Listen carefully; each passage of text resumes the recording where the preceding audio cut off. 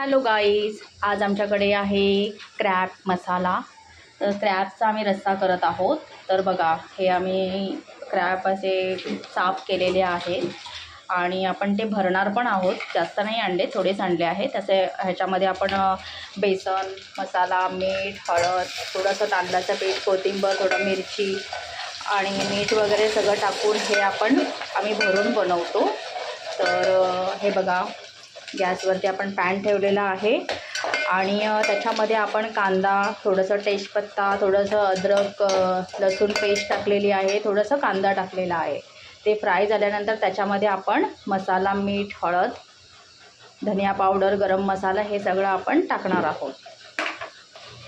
तर आपण ह्याच्यामध्ये मसाला, हळद, मीठ आणि धनिया पावडर, थोडंसं गरम मसाला, थोडं टाक त्याच्यामध्ये अजून गरम मसाला,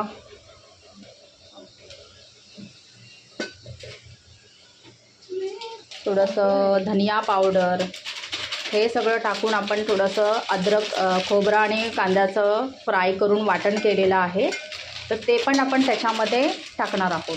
तर बघा, असं आपण वाटण आहे ह्याच्यामध्ये टाकलेलं आहे आणि आता आपण ते फ्राय करणार आहोत तेल सुटेपर्यंत. हे आपण ना नांगडे असतात ना, ते घेतलेले आहेत. ते थोडंसं मिक्सरला ग्राइंडर करायचे आणि त्याचं पाणी काढून ते जो त्याचा कस असतो ना, ते आपण फेकून द्यायचं. तर त्याच्यामुळे पण टेस्ट चांगली येते. त्याला आता आपण मिक्सरला ग्राइंडर करणार आहोत. बघा, आता आपण मिक्सरला ग्राइंडर केलं आहे, तर ते आपण गाळणीने गाळून त्याच्यामध्ये आपण ओतणार आहोत. बघा, आता आपल्याला जेवढं ग्रेव्ही पाहिजे तेवढं आपण ग्रेव्ही आहे ना ती बनवू शकतो. तर आता आपण हे जे हे आहे त्याच्यामध्ये आपण टाकणार आहोत आणि आपण हे नांगडे पण त्याच्यामध्ये टाकणार. तर हे जे कवट्या असतात ना, त्या कवट्या आपण उकळी आल्यानंतर टाकायच्या, कारण आपण त्याला बेसन लावलेलं असतं, बेसनमध्ये हे लावलेलं असतं, नाहीतर पूर्ण बेसन आहे ना ते त्याच्यामध्ये मिक्स होणार. त्यामुळे उकळी आल्यानंतरच टाकायचे. काही लोक बांधून ठेवतात, पण बांधण्याची काही गरज नाही आहे, कारण तुम्ही उकळी आल्यानंतर टाकल्या ना तर पूर्ण ह्याच्यामध्ये रश्श्यामध्ये ते पूर्ण हे होत नाही. आता बघा, ह्याला उकळी आली आहे, तर आपण ह्या अशा भरलेल्या आहेत ना, तर त्याच्यामध्ये आपण टाकणार आहोत. तर उकळी आल्यानंतरच टाकायचं, नाहीतर ते पूर्ण पीठ आहे ते निघून जाणार. बघा, तुम्ही अशा पद्धतीने बनवून खूप छान होतात. आता संडे आहे आणि संडेला काय बनवायचं.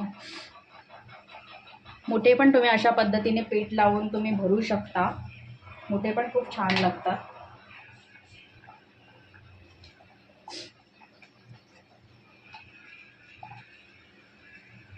तर बघा, आता आपण जे हे टाकले होतं ते बघा, अजिबात त्याच्यामध्ये सुटले गेले नाही, कारण उकळी आल्यानंतर टाकलं ना तर ते अजिबात सुटले जात नाही. बघा, किती मस्तपैकी रस्सा झालेला आहे आणि बंद केल्यावरती त्याला मस्तपैकी अशी तरी येणार आहे. तर या तुम्ही पण जेवायला. नवीन असाल तर फॉलो करा, शेअर करा आणि सबस्क्राईब करा. Bye bye.